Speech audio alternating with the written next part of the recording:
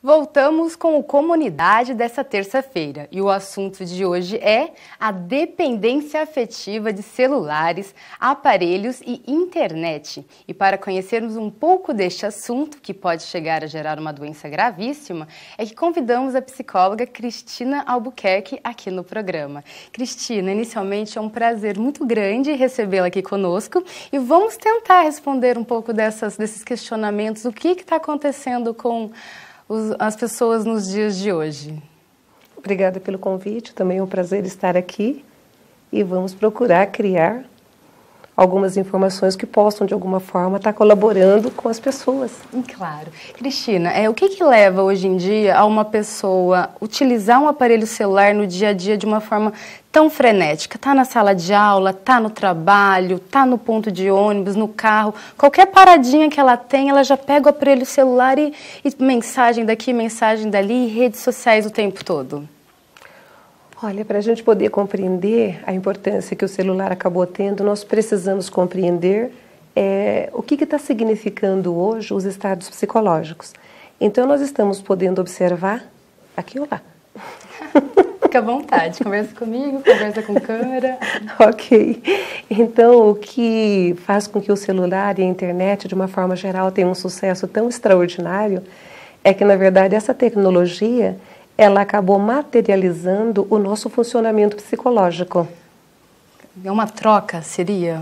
É mais do que isso. É como se toda essa tecnologia, celular, internet, de uma forma geral, fosse uma espécie de um portal que nos leva para um mundo interno que a gente nunca havia visitado com tanta intensidade antes. E quais são as características desse mundo interno, desse mundo psicológico? É um mundo praticamente mágico. Então é quase como se fosse um portal dos sonhos. Muito mais do que um portal dos sonhos. Atravessando esse portal, nós conseguimos realizar, materializar uma série de coisas que a gente sonhou, né? Então é mais do que sonho, é a materialização dos sonhos. Então, a partir do momento que eu atravesso esse portal, e através desses grandes programas, eu consigo criar uma segunda vida. Inclusive, há muitos anos atrás, teve um programa que chamava Segunda Vida. E ali nós podíamos criar absolutamente tudo o que desejávamos. Poderíamos ter a identidade que queríamos. E isso é extraordinário. Outra vida. De repente, vida. Você tem um carro, você tem uma casa. Exatamente. Tanto que esse programa chamava Segunda Vida. Ou seja, eu tenho uma vida aqui e uma segunda vida ali. Inclusive, narra a lenda que teria existido um casal que tinha um filho biológico e um filme no programa. Então, eu levantava à noite, cuidava do filho, provia o filho em absolutamente tudo. E o filho biológico teria morrido por conta de não cuidados. Dessa troca. Dessa troca. Então, nós atravessamos tanto, e qual que é uma das características mais essenciais do mundo psíquico? É a fascinação.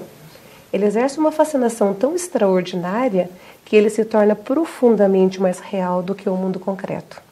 Então, no final das contas, é muito mais fácil eu pegar um celular, me conectar nas redes sociais, fingir ser uma outra pessoa e seguir minha vida ali.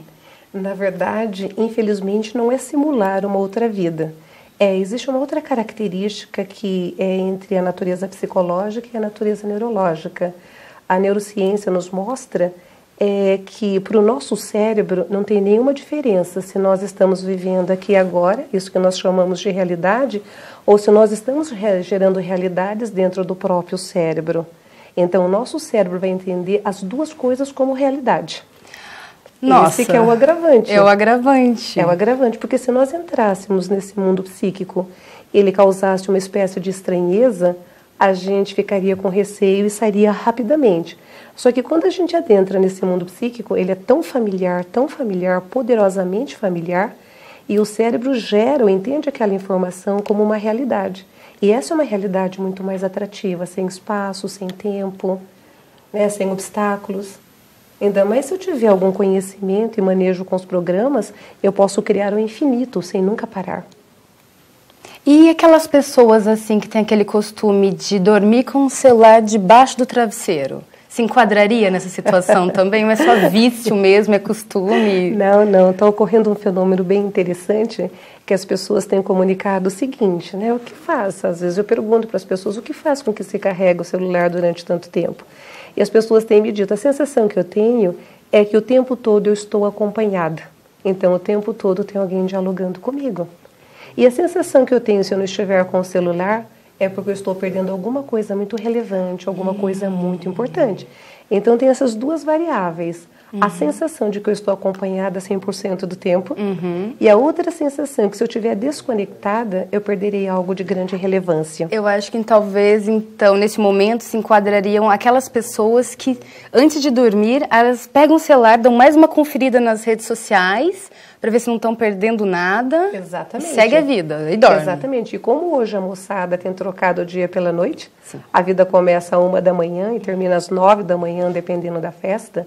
Então, as pessoas que não estão naquele momento, naquelas festas, querem ficar antenadas ou conectadas para saber se determinada pessoa está lá ou não, se esteve ou não, o que está rolando. Quem foi, quem não foi, se estava divertido. Se estava divertido. Então, hoje em dia, as pessoas estão tão antenadas que elas não querem perder absolutamente nada.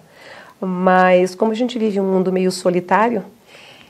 A solidão. A solidão. Novamente a solidão. É que hoje as pessoas estão se relacionando, mas elas não estão se vinculando. Os relacionamentos não são duráveis. Conta mais a respeito disso. Parece que o que nós observamos assim no cotidiano é que são relações superficiais. Todo mundo é meu amigo, mas no dia a dia quem está comigo mesmo, 1, 2 pessoas. Aí nas redes sociais, seguida por 1000 pessoas, acompanhada por 700, 1.500 pessoas. Sim, parece que a pessoa é muito popular assim, mas você vai olhar, ela está no dia a dia, ou sozinha, ou com o aparelhinho dela aqui, ou com uma pessoa ainda, olhe lá. Exatamente. Um dos fenômenos preocupantes que tem ocorrido atualmente é justamente isso.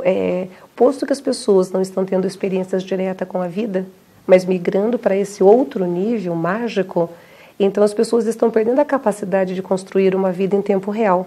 Uma vida onde, de fato, as coisas, vamos dizer assim, existem concretamente falando.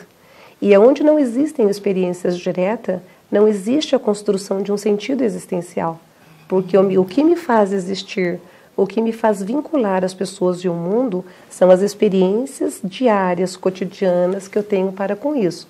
Se eu não tenho essas experiências, se elas estão ficando escassas porque a gente está migrando para um outro mundo, a gente está perdendo a habilidade de se vincular emocional e afetivamente com as pessoas e com o mundo de uma forma geral. Então, no final das contas, são ligações que não acontecem. A impressão é que todo mundo é amigo de todo mundo, mas no final das contas eu vou dormir sozinho, com o meu celular, com a minha rotina. Exatamente. E com aquela falsa impressão, e com a fantasia de que eu estou conectada a um mundo completamente grandioso.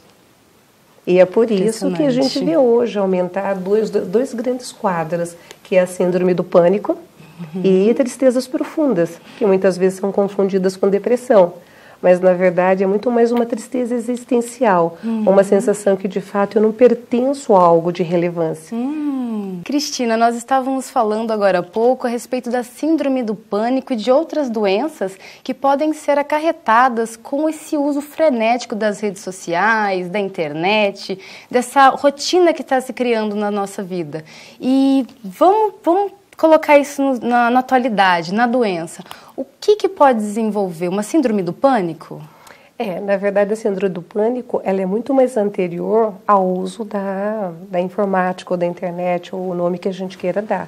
Na verdade, o que mora nas profundezas da síndrome do pânico é uma sensação de profundo desamparo, de que alguma coisa muito grande vai acontecer e de que eu estou sem saída. E que eu não vejo saída. Então, um desespero. Um desespero. Eu me sinto de alguma forma ameaçada, de alguma forma algo muito grandioso vai acontecer e eu não tenho recursos para isto. Mas por que isso tem crescido?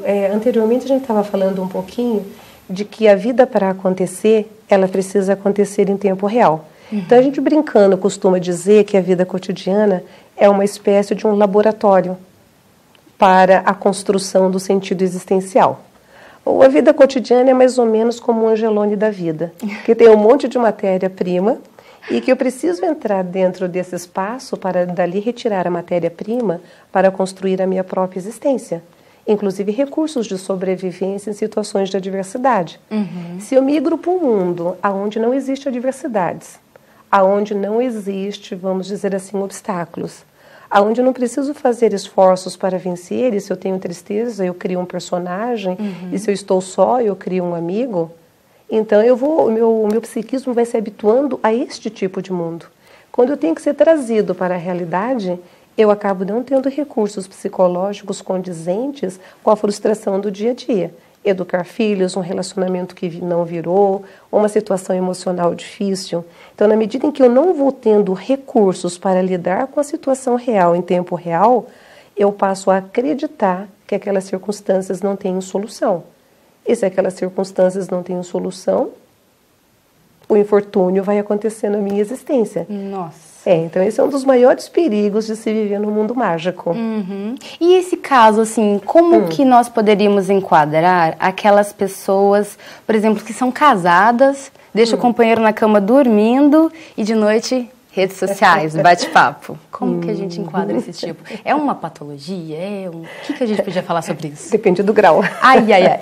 A gente costuma brincar que entre a sanidade e a não sanidade, o limite é extremamente tênue. Tênue, né? Muito tênue. Ai. É só uma questão de grau, de quando a gente está saudável e quando a gente começa a deixar de ser saudável. Então vamos da ponta do mínimo para o extremo. Isso, então vamos lá. Eu costumo brincar de que não dá para competir com as fantasias que nós criamos na nossa mente. Tá? Não dá para competir. Então, o que acaba acontecendo? Hoje nós vemos homens e mulheres criando determinadas imagens para si mesma, que são imagens extraordinárias, quer seja de beleza, quer seja de performance.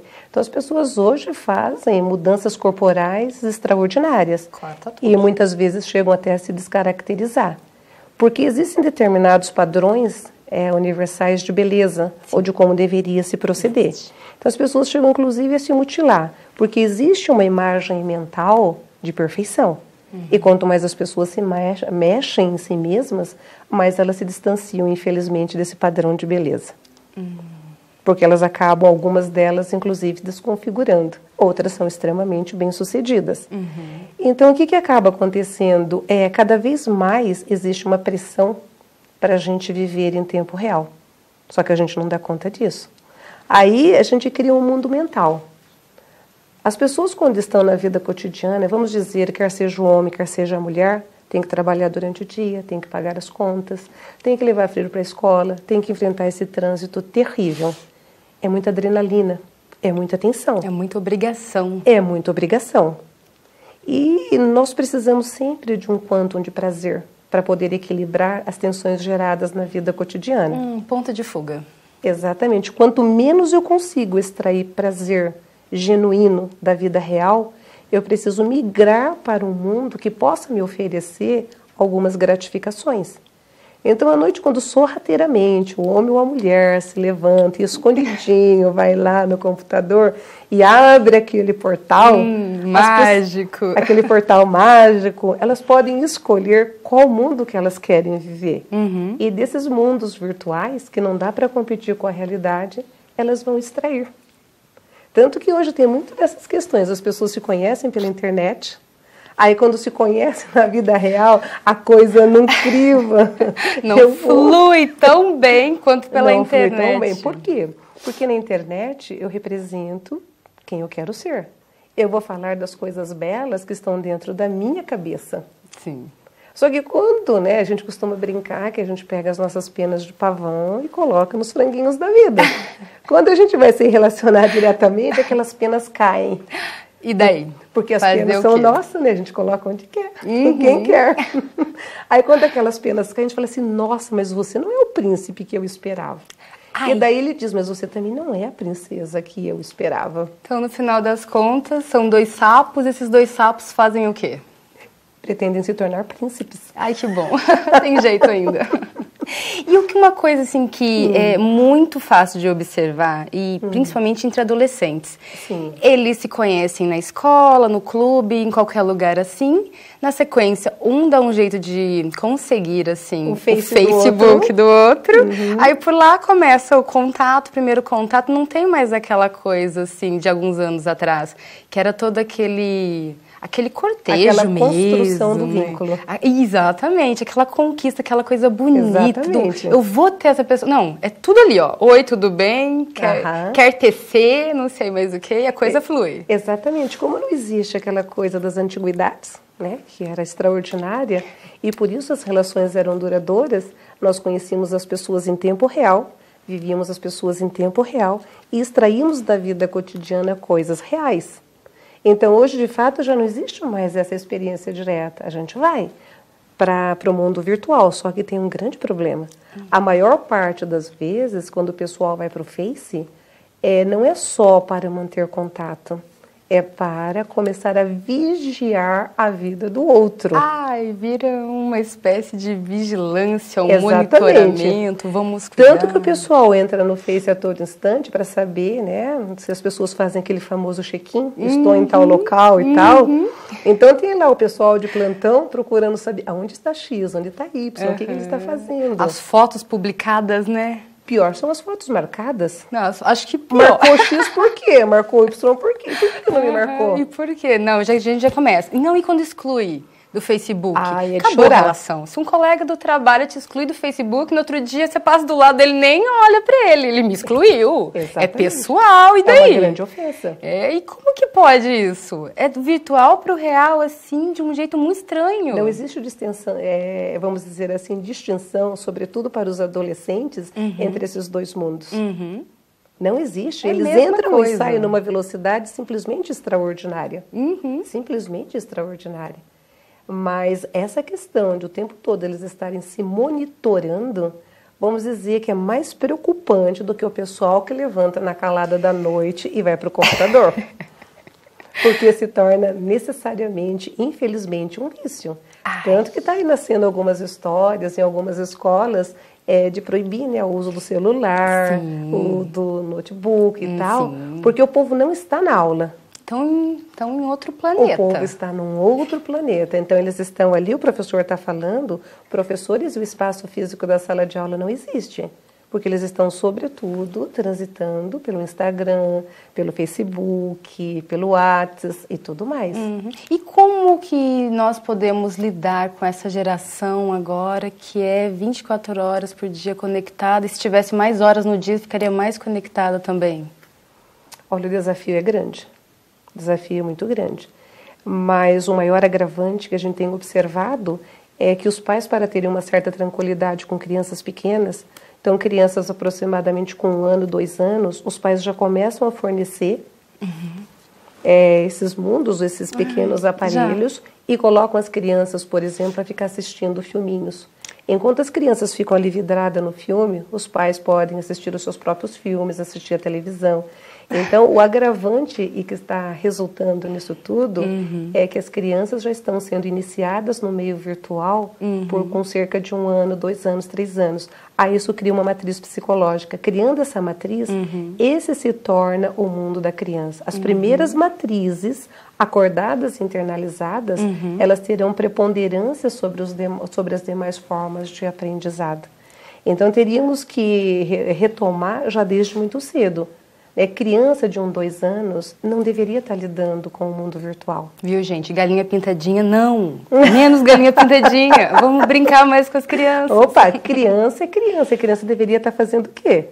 Correndo na grama, brincando com os cachorros, indo pescar, brincando com os pais, batendo bola, que são as primeiras matrizes relacionais.